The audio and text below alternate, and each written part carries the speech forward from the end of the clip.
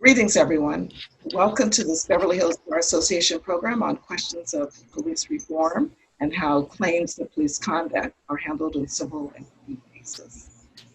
I'm Levon Lawson, immediate past president of Beverly Hills Bar Association, and I'm here to introduce the speakers. But before we get started with the program, just a couple words about the Bar Association. One, I'd like to talk a little bit about membership. The Beverly Hills Bar Association has several categories of membership, and hopefully those will be indicated on your screen shortly. And we'd like to think that there's something there for everyone. So there are different levels of engagement regarding Bar Association membership. And if you want to know more about the Bar Association and about joining, do not hesitate to contact us. There's contact information in the materials as well as at the website. We'll learn more about the bar and the benefits of membership. We'd like to also, we always want to let people know that the Beverly Hills Bar Association does have virtual offices available. So for those people that would appreciate could benefit from having, say, an address of the Beverly Hills Bar Association, use of conference rooms, daily mail scan, and things like that, we have that for people. So if you want to know more about virtual offices, just go onto the website. The contact information is indicated on your screen. This program is brought to you by the network. The network is a networking group at the Bar Association whose focus really is on strengthening professional relationships and building a business among the members. We meet monthly. If you want to know more about the network or are interested in joining, you're welcome to contact the leaders of the network or the Bar Association itself. Go on to the website to get more information. Before we get started about materials, there are materials associated with this program. If you have not yet received them, you can reach them. A link will be made available in the chat function. They are largely comprised of the bios of our speakers and also articles with some very interesting, links to some very interesting articles that will help bring us out with the speakers. So now on to the program. In this program, our speakers will help bring us up to speed to understand what is happening in our current environment by first of all explaining the context of interactions between. It will explain when investigations are initiated and how those investigations are conducted. They will answer the question of how the district attorney's office makes a decision to arrest and bring criminal charges. Discussion will include the differing burdens of proof in civil and criminal cases. The speakers will also cover some important questions such as what basically is the function of the police. What is the role of the job of the police? It's not such a simple question. How is an officer trained to deal with use of force in high-risk arrests? Are police currently receiving the training that they need in such a complex environment? Do they need more training? Do they need different training? More. So, on to our speaker. We have Nanette to speak, a former LAPD detective. Ms. Hisby was with the LAPD for 24 years, 17 years as a detective, and she ran a sex crime unit. Ms. Hisby was the lead instructor in police interview and interrogations at the LAPD, where she reformed curriculum to science-based, non-confrontational interview and interrogation practice. She investigates workplace conflicts at the University of Southern California, provides presentations and consultations on investigative interviewing and interpersonal. Whit Lacey is a civil rights attorney with the law office of John Burroughs. Mr. Lacey has significant experience in the areas of Section 1983 civil rights litigation, employment discrimination, and personal injury. Mr. Lacey has successfully prosecuted wrongful death actions and civil rights violations throughout California. Kaveh Federucci is the deputy district attorney, justice system. He is the deputy district attorney with the Justice System Integrity Division with the Los Angeles District Attorney's Office. How many people knew that such a division exists? It does. In this capacity, Mr. Federucci reviews criminal allegations against police officers for on and off-duty conduct. His office responds to officer-involved shootings and in-custody deaths as part of the Los Angeles District Attorney's ultimate review of those cases. Dimitri Gorin is the moderator for our program. Thank you, Dimitri. He specializes in the defense of complex criminal cases with his firm, Eisner Gorin. He is a former senior deputy DA for Los Angeles County. He's litigated a number of officer-involved cases, both as a prosecutor and as a defense attorney. He regularly lectures on how to handle criminal issues in civil litigation, family law, and private investigations. So thank you to our speakers. Welcome to our speakers. And at this point, I'm going to turn it over to you. All right. Hey, good afternoon, everyone. I looked at our panel. First of all, we have amazing panelists. And I've also looked at our attendees. We do have people that are either, I saw a judge and some people from the DA's office. And so we have people that understand the civil and criminal justice system who are going to be listening in on our call. So welcome, everyone. You know, as an attorney, I don't know what it's like for a police officer to have to be in the street, in the field. I can only read what's in a police report, and I've done that for many years as a lawyer, both as a prosecutor and defense lawyer. So I thought it would be great to have a former officer with us here, Nanette Soosby. DeWitt Lacey files suits against police officers, and Kaveh Fadarucci prosecutes police officers if there's enough evidence. So I think we have a really cool panel of great experience and context and perspective. So with this introduction, I'm going to ask former Detective Soosby a question in terms of giving us a perspective, all us attorneys a perspective of what it's like for a police officer to do his or her job, the risks they face, and the pressure they face in terms of, you know, needing to use force, not needing to use force, and what happens if they do use force. Well, the biggest challenge for a police officer in the United States, and I think there are some unique aspects to American culture, is the fact that we deal with violent encounters. And for each violent encounter that we deal with, it impacts us psychologically. So even though if you look at the thousands and thousands, millions of public contact that police have throughout the year, most of them are not violent. In fact, it's a very small percentage. But for the ones that are, they really do shape the psychology of a police officer and how he or she then subsequently deals with public contacts. And so that's where the liability lies. Okay. And Kaveh Fadarucci, in the event there is some sort of police force, so if there's a police shooting, for example, during an arrest or during a contact, how does the DA's office respond to investigate, or does it respond? Because most of us don't realize the DA's office has a unit that specifically responds to allegations of police use of force.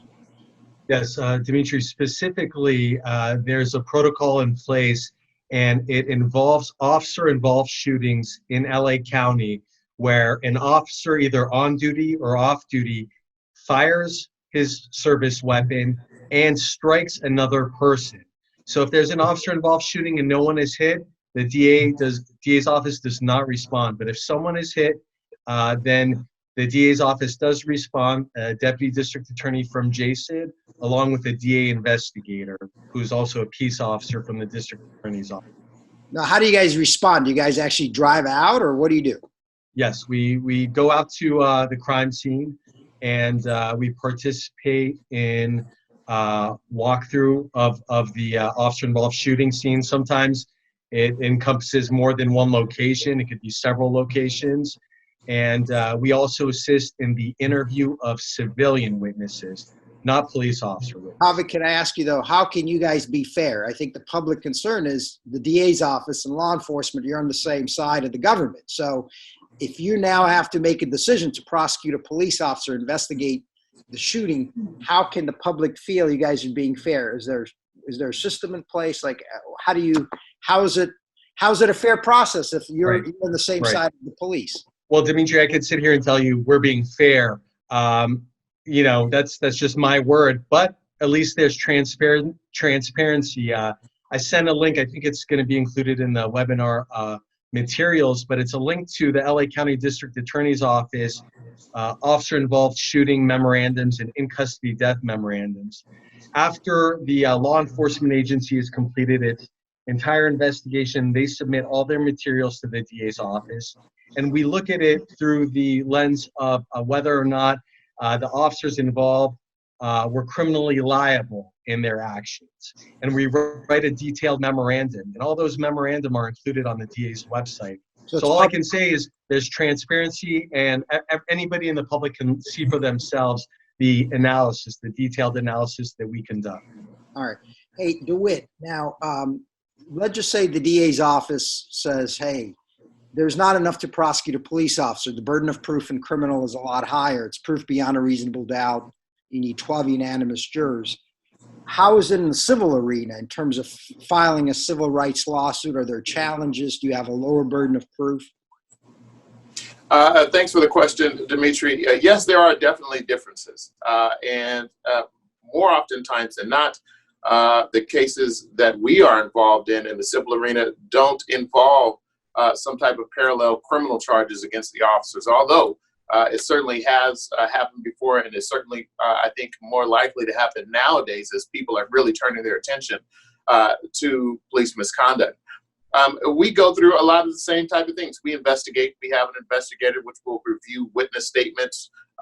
We talk to witnesses. We go and walk through the scene of the incident to try and determine whether or not there is the ability to file a civil lawsuit.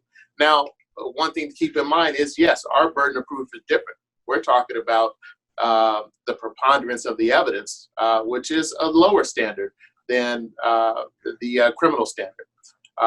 So, our evaluation is different in that regard. However, we're still talking about the same things, whether or not law enforcement utilize more force than is necessary in order to effect an arrest or to do their job. Now, it's interesting you said that. When you guys file a suit, in most cases, the district attorney's office has chosen not to file charges. That's what's been your experience. Absolutely. Like I said, here lately, there definitely have been at least more interest and willingness for district attorney's offices to prosecute bad behavior of officers. However, in some counties, for example, Sacramento County, the district attorney did not even investigate officer-involved shootings of officers in that county for many years. So, LA is different. They definitely investigate and even sometimes prosecute. But, throughout many counties in California, that's not the case. So you guys file lawsuits all over the state? That's right. Okay. All right. So going back to Officer Toosby, or retired Detective Toosby, I know you used to work as a police officer also doing Board of Rights hearings.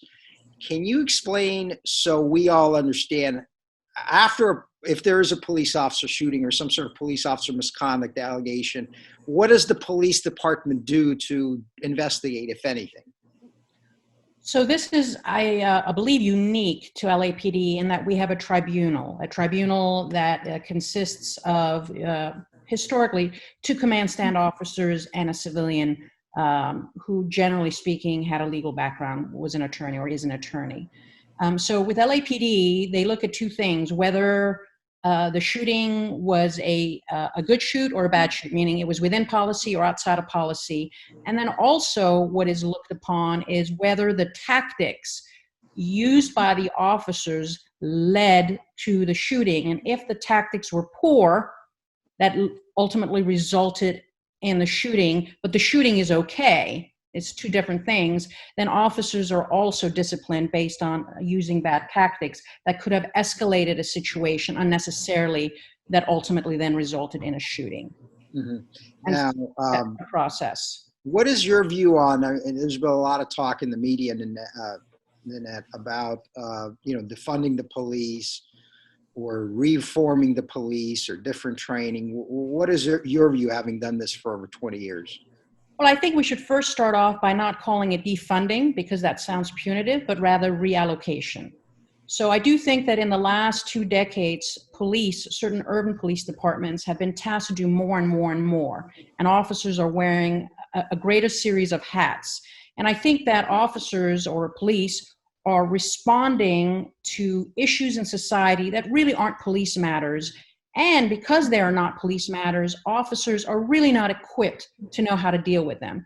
So for example, we look at the mentally ill. I mean, unless that mentally ill person has a weapon and is threatening to kill somebody, why are officers rolling out or responding to these types of calls when they do not have a psychological background in terms of education? How are they equipped to deal with those? In addition to which, I think in a lot of the mentally ill cases or shootings that we've heard about is that when the mentally ill sees an officer show up with a badge and a gun, that just the mere presence potentially escalates the situation, as opposed to a psychological healthcare professional showing up. So I think that's one example. You've got stray dogs, and the police get called out to that. Why? How is that a police function? So these are just two minor examples. In the interest of time, I could go on all these other things that officers are now tasked to deal with and just simply aren't equipped. So I think that if the police budget, some of that money was reallocated to other entities within the county or city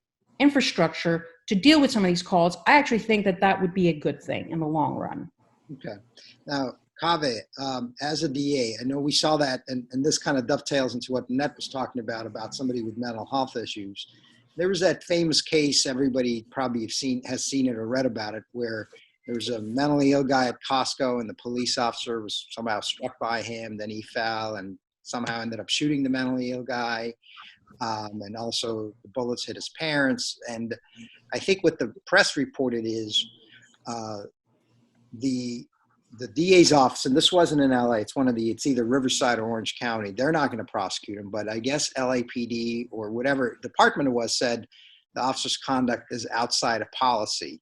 Can you just explain like how that works so our Absolutely. participants understand that analysis that happens? Right. And, I've been in JCID for the last 3 years, and it's something that was very new to me as well, seeing for the first time that you have two investigations running parallel to each other, a criminal investigation by the district attorney's office and the law enforcement agencies, and also an administrative investigation. Something could be considered misconduct by the police department, yet that misconduct is not necessarily criminal, right? So why is that? Can you explain that to the folks that, I can try to explain it, and Annette may be better equipped to explain it, but let's say it's bad tactics, for example. Let's say it's in, maybe executing a search warrant at a house. And I think this also falls in DeWitt's experience in the civil rights actions and whatnot. There may be very bad tactics that rise to civil liability, but bad tactics that result in a lawful shooting that don't result in criminal liability. I don't know if that makes sense, but. So there's a standard. So for example, with that shooting at Costco, I guess the argument by the guy that made, by counsel who's representing the guy that shot this mentally ill guy is, hey, he was just defending himself, or, he was struck, he had his baby in his hands or something like that. So he was defending himself, therefore, beyond a reasonable doubt, it's hard to prove that in a criminal courtroom. Is that kind of the analysis that goes on? Sorry. Go ahead, Nina. Actually, I think in terms of the bad tactics, that could be a policy violation versus criminal, would be something, for example, officers show up at a house, somebody's talking about wanting to hurt themselves, and they come out on the front porch and they're holding a knife. There are bushes, there's perhaps a retaining wall, and officers could use that to create distance and safety for themselves while trying to negotiate for the person to drop the knife or something like that. But rather than using available tools, so to speak, tactical tools to potentially de-escalate, the officers go ahead and abandon their position and move forward. And now they're left exposed. And because they're left exposed, when the man lunges, they now shoot and kill him. This is an example of bad tactics. There was no rush. There was nobody, as far as they knew, in the house, nobody else being threatened. So if you need to stand there for 2 hours and try to do a negotiation to de-escalate and get him to drop the knife, then that's a successful end of that radio call. But because they abandoned their position of strength, basically, and to engage quicker rather than later, they now unduly place themselves in danger, resulting them having to shoot and kill him unnecessarily. So it's a good shoot because their lives are in danger. The guy is lunging with a knife. So they're justified legally. It's not a criminal act for shooting him. But had they handled it tactically differently, then they may not have had to have shot him. And so the department will discipline officers for using bad tactics, even though that's not criminal, it's purely administrative, and it will go back to the training that we've been provided. You were trained to do A, B, C, and D, and you did not abide by the training and went and did something different, and it resulted in the death of this individual. DeWitt, what's your view either on the Costco shooting situation or what Nanette just brought up? How would the civil arena deal with that? I think Nanette and Kaveh both make some really good points that there is a difference between a tactical approach and what might be criminally liable. And in the example that Nanette just gave, I think that's a good example, right? That this individual may not be criminally liable. I mean, although I suppose there's an argument for criminal negligence, but I think that bar is so high that it's going to be hard to prosecute somebody as being criminally negligent in that circumstance. However, in the civil world, yeah, we have preponderance of an evidence, and we are allowed to examine pre-shooting tactics and things like that to determine error and negligence and whether or not this injury and or death in that circumstance could have been avoided.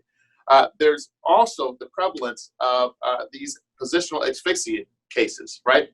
These things have occurred all over the country, here in LA County as well. Can you define what you mean, positional asphyxia? Give us, you're talking about like the George Floyd tragedy?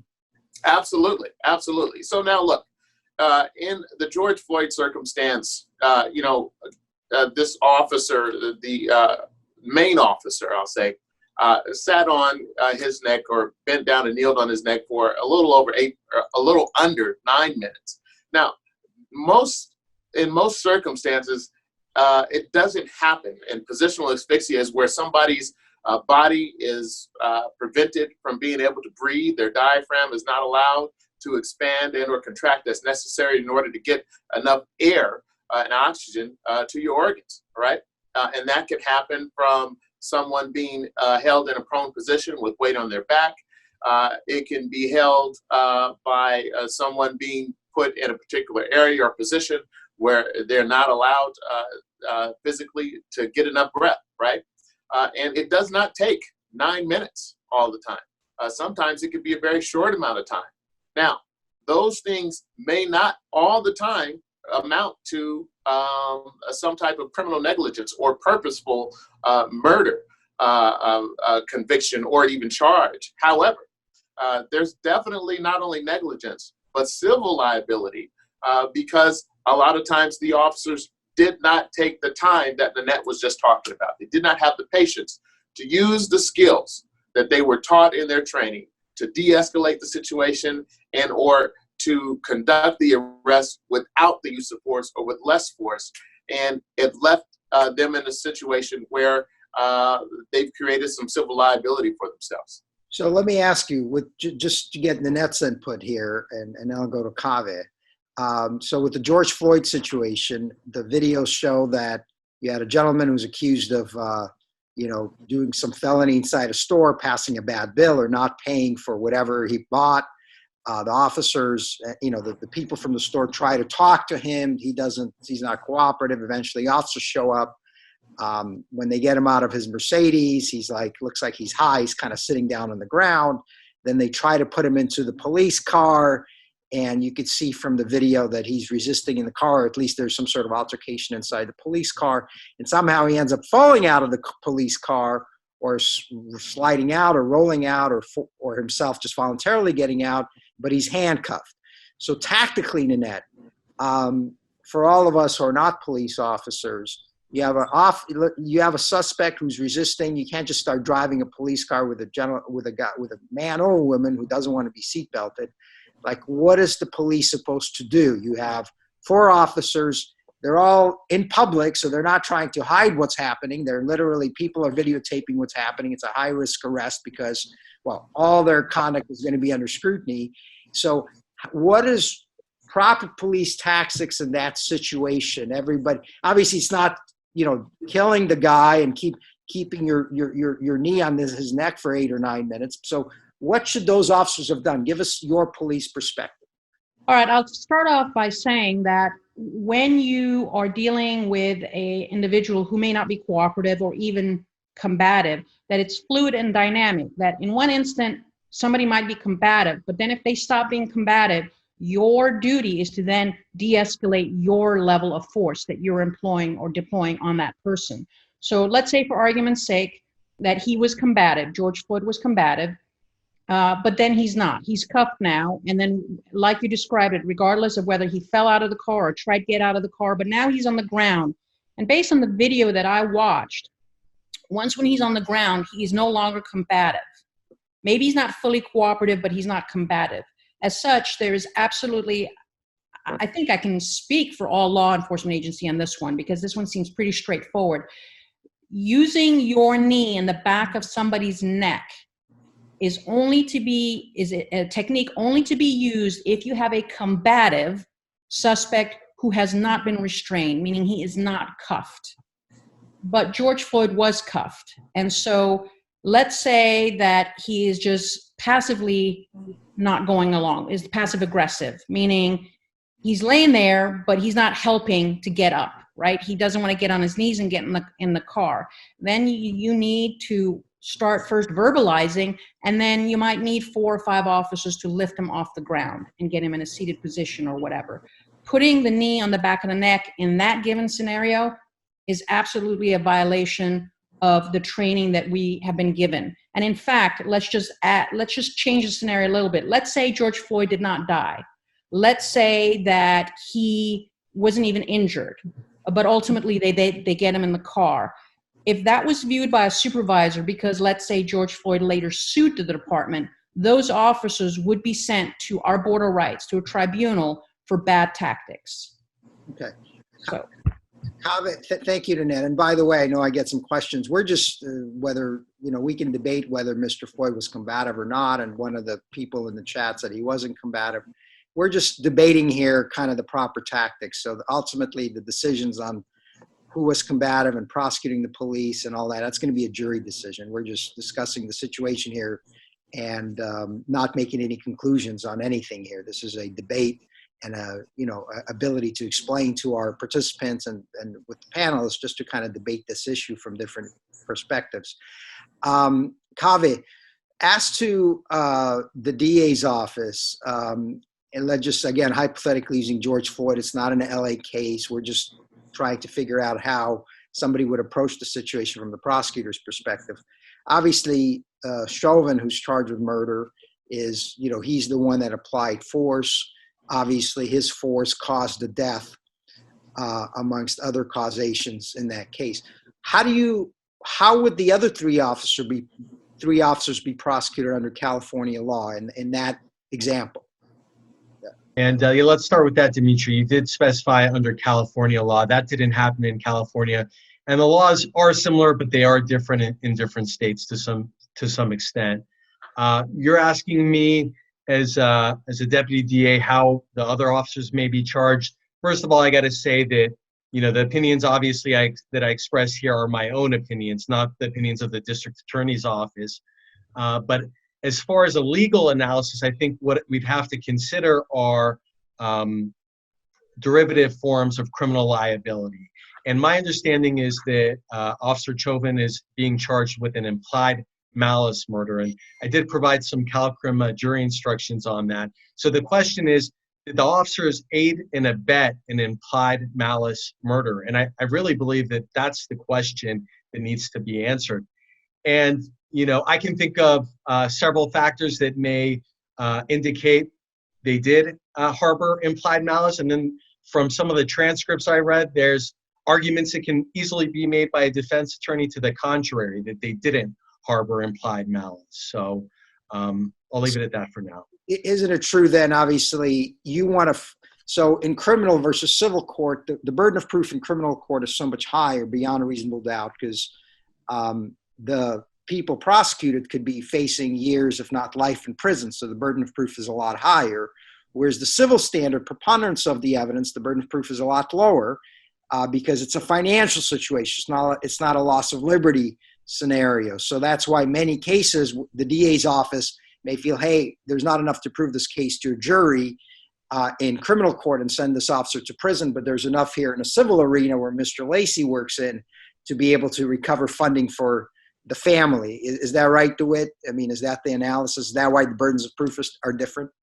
Yeah, absolutely. You know, and much can be said for the difference between the burdens of proof, but also I think it's fair to say, look, it is tough for district attorneys around California and the nation, and even here, to work as close as they do with the law enforcement community, and then have to have the job of, I guess, censoring them and making sure that they abide by the rules. And that's a tough predicament to be in. You know, Copy, you got a tough job. Okay, no doubt about it. But yeah, definitely there's a difference in the preponderance of the evidence, which a lot of folks will look at that as 50+1, you know, more likely than not, versus, you know, beyond a reasonable doubt, which is, you know, you got to have this abiding conviction, you know, and belief. It's different.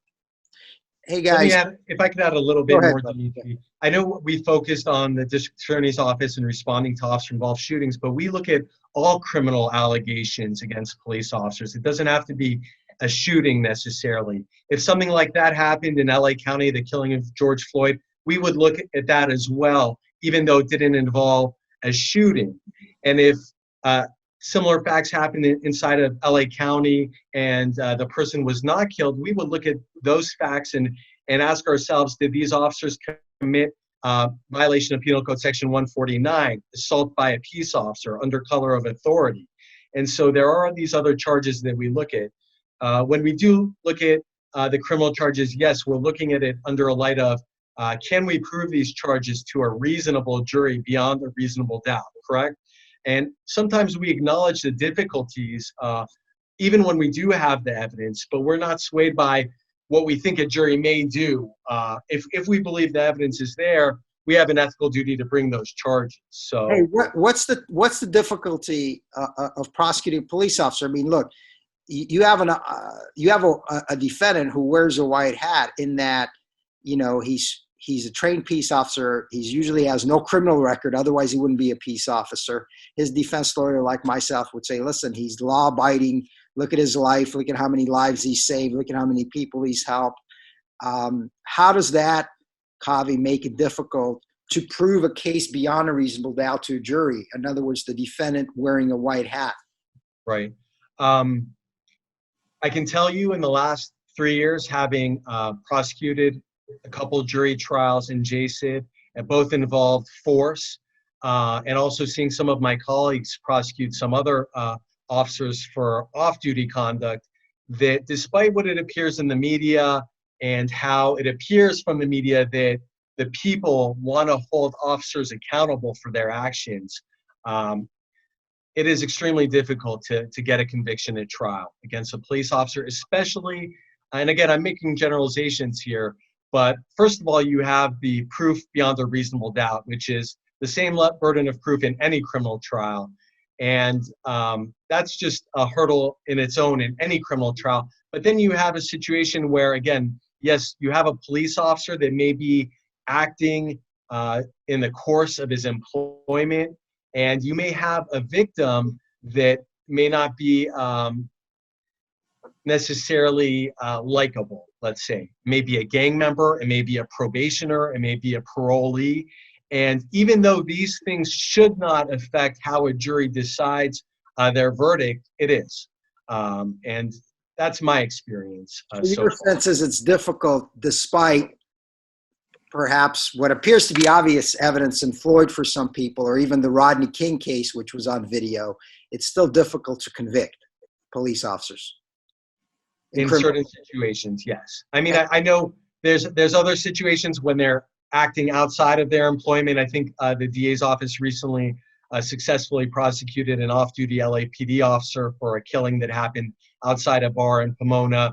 But I'm talking about use of force when they're on duty. It's extremely difficult. So, how about take that converse in civil court, DeWitt? Is it difficult in your experience to get awards for misconduct against law enforcement? Or, I mean, is that pretty typical that you guys will get a successful settlement or jury verdict? Here I go. I'm going to tout our record. I gave you a soft pitch, man. The offices of John Burris and renowned DeWitt Lacey. That's where we do a fantastic job here of our job. That does not mean that it's not difficult. It is extremely difficult. And part of it is because of, as you said, the white hat, the hero badge, that officers wear. And just as Nanette said earlier, a lot of encounters with officers, most in fact, are not violent, right? And most circumstances, law enforcement officers come there and relieve some type of pressure or investigate crimes appropriately. But there are many and several circumstances where that's not the issue. And one of the difficult things is you have a client, in my regards, most of the time, which is imperfect, right? On their worst day, who's come in contact with an officer who may view them as lesser than because of their imperfections. And sometimes it is very hard to overcome that in court. We prosecute most of our cases in federal court where you do need a unanimous verdict. Sometimes these happen in state court where you don't need a unanimous verdict, but most of the time these involve federal civil rights causes of action, which call for a unanimous verdict. That means all the jurors have to agree. So it can be difficult, but with a skilled practitioner, things are possible. So, okay, so now we've kind of discussed that, hey, there's the criminal arena available, there's a civil arena available. You have two very successful litigators here, Cave and DeWitt, who handle these type of cases. So we know that officers do get prosecuted, they do get sued. But let's talk about how to prevent these horrible situations from happening, and in terms of what can be done in terms of reform, more training, better education. I know that's kind of a cliche because I always hear people talk about that. So Nanette, but what's the reality? What can be really done so that these things happen less frequently? And also, how often are these are the things we see on television. So I understand they're very much in the public view. And when we had the riots post the Rodney King acquittals, and when we've had the recent protest post the Floyd death situation, these are very active, public outcries for action from law enforcement, from the government that, hey, we want this to stop. How often do these situations happen? I mean, is it rare? Is it not rare? It seems very common, but maybe that's what hits the news. I don't know if they're actually common in the street for police officers. And also, what can be done to prevent these things from happening?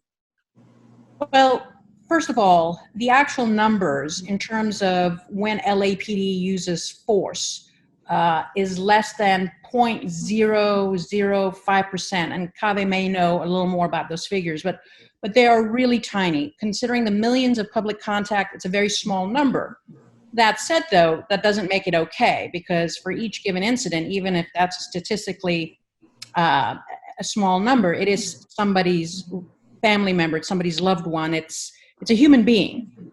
So in terms of how can we remedy this, I don't think that you can completely avoid having something like that happen, because violent encounters are dynamic, volatile, unpredictable. Adrenaline kicks in on both sides. So we can't completely say that or think that we could ever live in a world where something like that will never happen. But can we decrease the odds, the numbers of it happening? Yeah, I do think. I think that training is an issue.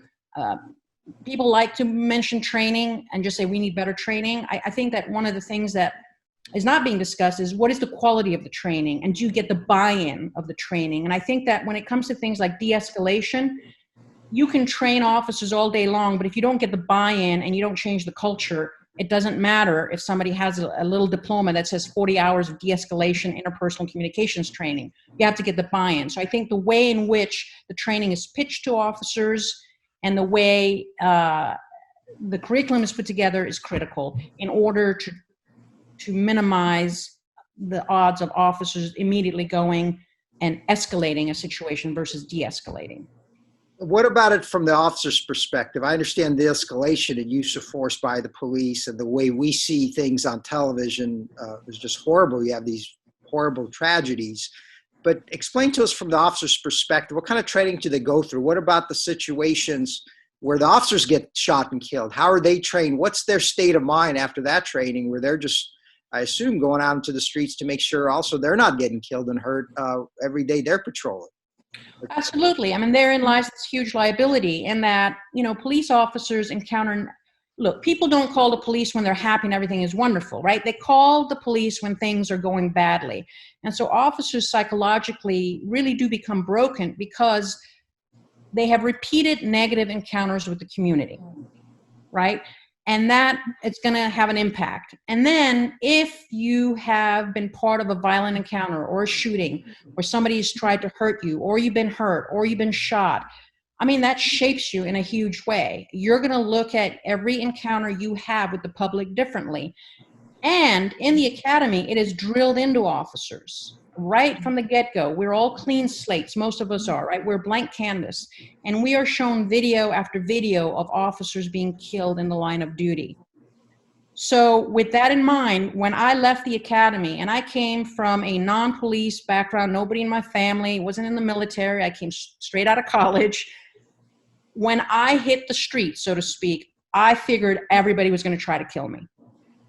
You know, and so then when you do have somebody try to hurt you, it reaffirms that. And you see how it becomes a vicious cycle. But the reality is that officers do have to deal with violent encounters and do get shot at and have to be able to react appropriately to that so they can stay alive. So it's a very complicated issue. Being a police officer is not an easy job. So we need to recruit people who can put on the two different hats, which is when you need to use deadly force, you do. And when you don't, you don't. Put it in real simple terms. Kaveh, in terms of the DA's office, is there any sort of training the DA's office provides to law enforcement, or is that all done internally in the police department? Well, I believe that's all internal within the police departments themselves. Okay. All right. And then DeWitt, what has been your experience? I'm sure as part of taking depositions in civil cases, you go through establishing the training that officer has received. What has been your experience in the type of training, the amount of training, and the educational level of most police officers? Look, I think officers receive a fair amount of training. You know, a lot has been said about the length of time that officers have in the academy before they're actually out in the field and executing these duties as a law enforcement officer not being enough. And I don't know that I necessarily agree with that. I think there could actually be more training. Yeah, sure. But I think Nanette said something that's very important, is that there has to be the buy-in by the law enforcement community, you know. And, you know, the whole adage of, look, there's just a couple bad apples out there. And that doesn't finish quite the analogy or the old adage. The adage is one bad apple spoils the bunch. So if the Police Officers Association, the POA, doesn't do something to get rid of these so-called bad apples, then the culture then becomes corrupted, right?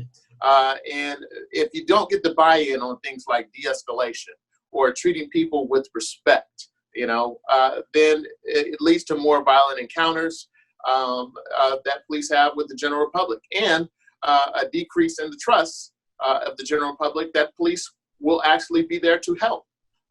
And it becomes then a self-fulfilling prophecy, if you will. I think what really needs to happen is you got to have more accountability, and that will get the buy-in. Now, maybe that'll force something, and some officers won't like it, and maybe they'll resign. But as far as I'm concerned, it's good. Resign. You're not meant for the job. Everybody can't do this job, right? Just like everybody can't be an airplane pilot, or everybody can't be a crane operator because some people are afraid of heights. Well, you can't be a police officer if you view everybody as your enemy, right? And you can't be a good police officer if you think that everybody is out to get you, because truthfully, everybody's not. I would go as far as to say even the crooks don't want to come in contact with you, okay? But if the attitude is that you have to utilize force and or bully people into cooperation, then it's going to lead to more violent encounters. And if the police officer association and our police departments don't do something to foster the better tactics that they've learned, then I think we see more of this in the future. And I like how, Dimitri, one more thing with respect to trainings. Obviously, the district attorney is not involved with tactical trainings, but it is involved with legal training on the law in different areas with different law enforcement agencies. so the DA's office does go out and present legal, like what kind of legal trainings? You mean what the rules are for search and seizure and things of that nature? It could be like that. I know I've been to one regarding digital evidence training. I mean, you know, especially with LA County, since we have 1,000 prosecutors in such a large area of expertise in so many specialized areas, there's trainings all over with law enforcement, but they focus on the law. And I like the way how you mentioned about some officers want to bully the suspect or the subject of the investigation. I know we all met online about a week ago to briefly discuss our presentation and talked about George Floyd tragedy. And I know Nanette mentioned, because I said, well, why would this officer put his knee on this guy's neck, knowing he's in public, knowing he's being recorded, knowing that, you know, everybody's viewing him do it? Why would he do that in front of everyone? And Nanette, you had a good point. Remember, you said he was just exercising dominance and control and kind of like a bullying situation. Can you explain that more? Like, where's that state of mind where an officer would just disregard what everyone's saying? Hey, this guy's hurt, stop doing it. Can you explain just that state of mind? Sure. I mean, I do think that part of the police culture, and maybe more so in urban areas, I don't know, you know, large city police departments, part of the culture is that you are here to dominate. I mean, we have a term used, command presence, and how we talk and how we stand, our stance, and all of those things. And all of it is about command and control. And that the moment a citizen or a person does not go along with your program, then you need to reassert your dominance and control. And that is very much bred into the culture. And so that when you look at Chauvin, you know, that is a reflection of that. This is a gentleman that he believed was not going along with the program or not following his commands. And I don't know. I'm not saying that George Floyd wasn't. I'm just saying I believe that's what Chauvin felt or thought at the time. And as a result, he then feels, he meaning Chauvin, completely entitled to exercise that kind of dominance, and that there's nothing wrong with it. Mm-hmm, mm-hmm, mm-hmm. So, Kaveh, just in terms of the DA's office or your assessment, I know you're not talking on behalf of the DA's office, just your experience as a trial lawyer for the prosecutors. How do you guys assess an officer's state of mind in deciding whether or not to charge an officer? In other words, I can envision maybe a situation where an officer, say, thinks you know, a suspect is a robbery suspect. The suspect is running from him. The officer believes he needs to shoot because the suspect is posing a danger to him. Maybe he's got a gun on him. Maybe he sees him reaching for a gun. It's after hours. It's dark. The guy is a fleeing felon. The officer shoots the fleeing felon. The felon is shot and killed. But then there's no gun found on him. Right, how does the analysis of prosecution where, hey, you know, there's a public outcry, perhaps he shouldn't have been shot, he didn't have a weapon, but the officer at that time believed he was, you know, presenting some risk to him and to the community. He was a fleeing felon. So what's the calculus in the criminal arena? In your question, Dimitri, I think you kind of hit the nail on the hammer, or whatever the expression is. Every factual situation is unique. And the law uses the expression, the totality of the circumstances. But I really believe that that's the best way to describe it. We look at all the factors. And you had one hypothetical, and I think you answered your question yourself in that hypothetical. You said in the hypothetical, the officer believed that the individual had a weapon. So I don't know if he was holding it, if he believed he pointed it at him. Now, what factors do we look at more and more these days?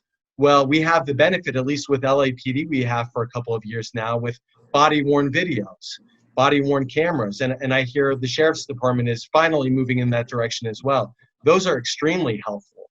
And sometimes not so much if something is obstructing the camera. But you take into account, you try to take into account what the officer was going through at that time. And even under, we look at a case, it's a civil action, U.S. Supreme Court case, Graham versus Connor.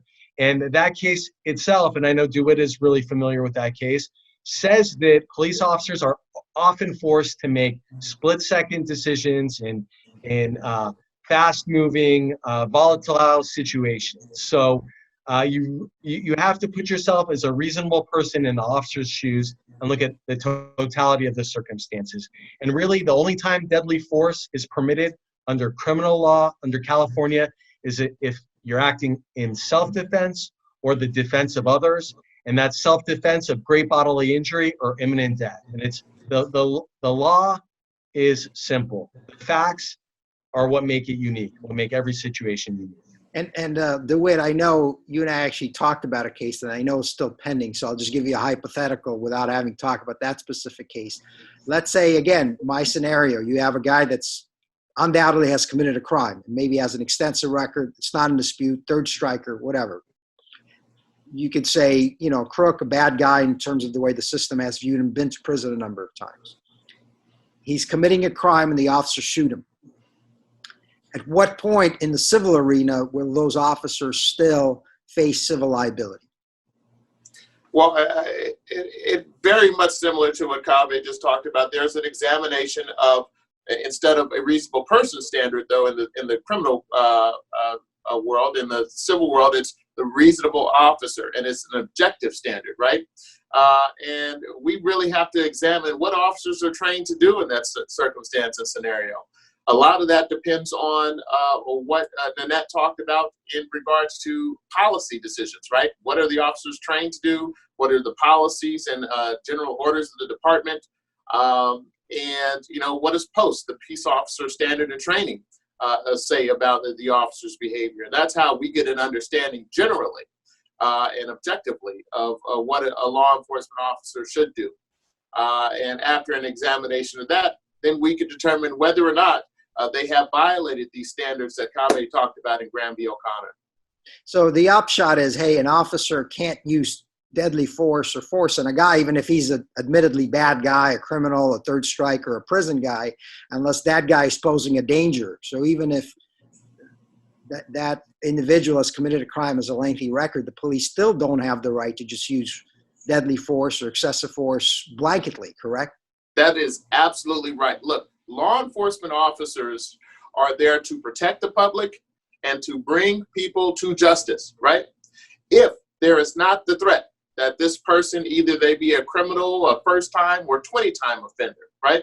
Law enforcement's job is to bring them to justice, to a court where they will have their time and opportunity to either defend themselves from a criminal prosecution or accept a plea deal from somebody in the district attorney's office. What they are not there to do is to exact vengeance and or their own brand of justice. This is not a vigilante justice, and far too often, I think that's kind of what happens, that law enforcement kind of abandons, as Nanette said, their practices and say, well, I'm just going to rush in because I don't want to take the time that's necessary to de-escalate the situation. Or I don't want to just talk to this person for 20 minutes. I'm just going to try to shove them in the car. Well, sit there and talk to them. Maybe it works out. You know, most officers, and especially a lot of older officers, will tell me that they never even had to shoot their gun, right? But it's seemingly becoming more and more often where that does happen. And I think part of that is the perspective of who people are dealing with. Got it. Nanette, what about it from here we've heard it from the DA's perspective, the civil attorney's perspective, but give us a police officer's perspective. You have a felon who is perhaps fleeing or, has a bad record, you're trying to detain him. What is the proper police tactics in those situations, knowing you are facing somebody with a criminal history, somebody who poses a risk of harm? Like, how does law enforcement deal? How are you guys trained to deal with that high risk situation? In terms of use of force, we are trained that we use the minimal amount of force necessary to control a fleeing or combative suspect. Okay, so that's the clinical answer. What happens out in the field is that adrenaline, we're all human beings, adrenaline kicks up. All kinds of physiological things happen to you when you undergo that kind of stress. You get tunnel vision, you lose auditory ability. So somebody could be yelling at you saying, hey, he dropped the gun, for example, but you're zeroed in on whatever, and you may not pick up on a bunch of stuff that's happening to you. So what I'm presenting here is under ideal circumstances in terms of this is a good officer trying to do a good job, right? We're not talking about a bad apple. So even with that, things happen so quickly. And what happens when you're a patrol officer, the moment somebody does not comply, it raises the hairs in the back of your neck because you're thinking, why not? Is he a parolee or is he wanted in another state? Is he gonna want to kill me? There are all these things that are racing through your head, and all of that happens very quickly. And so this is how bad things can happen, even with good intentions. So you're worried about your safety. In other words, yeah, you want to go home that night. Absolutely. And so those are some things that raise some major flags the moment somebody does not cooperate. Now, of course, sometimes what happens is that somebody's not cooperating because they just don't want you to find their weed. Okay. And it's not that they want it in 14 different states. And so this is where things become very tricky. There is no one fantastic panacea or solution for this.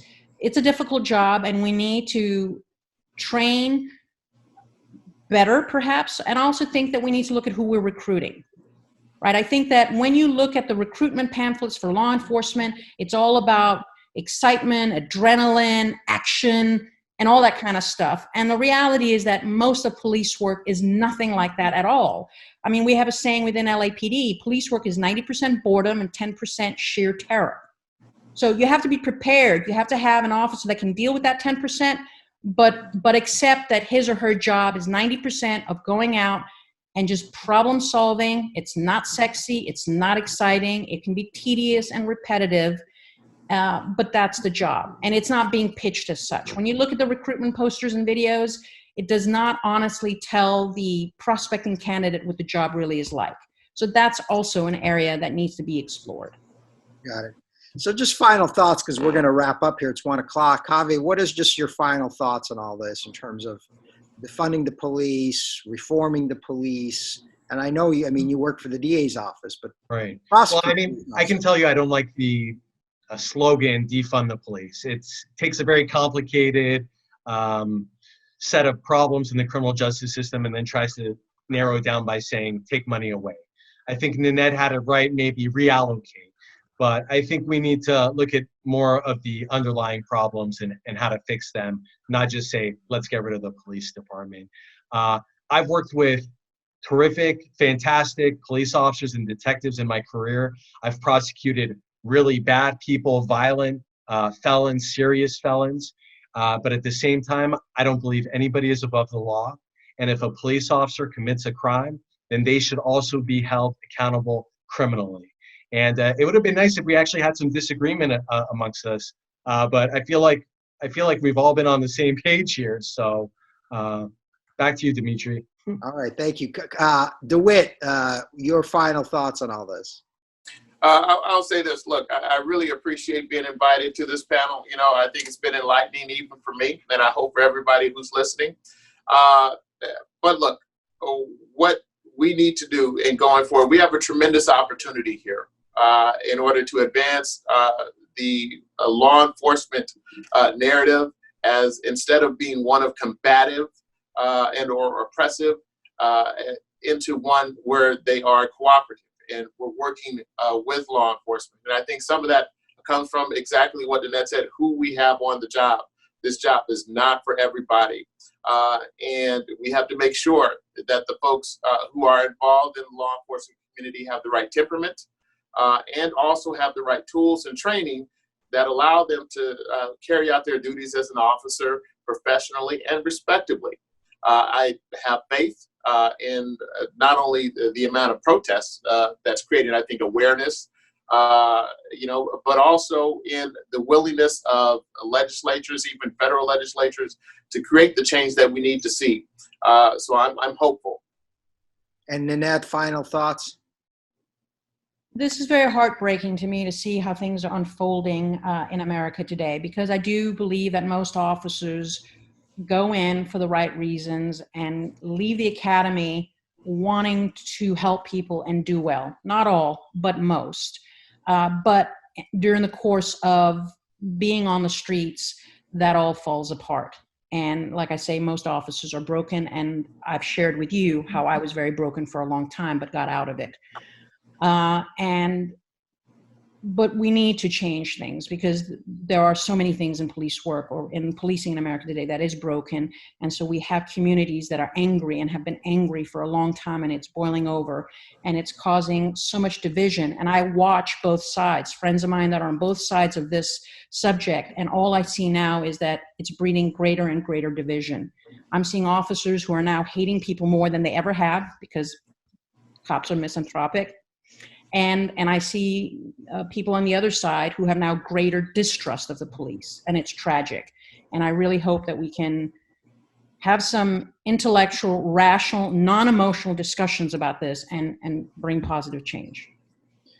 Well, guys, I just want to wrap this up. I really appreciate everybody joining us. I can tell you from my experience, having done this as a prosecutor and a defense attorney for 25 years, the system is pretty even-handed. Once you have either a police officer who's a defendant or a police officer subject to scrutiny, in my experience has been officers do get treated as other defendants in criminal court. I don't see the DA's office necessarily bending over backwards to help them. Once they made a decision to prosecute a police officer, they do that like they would do of any defendant.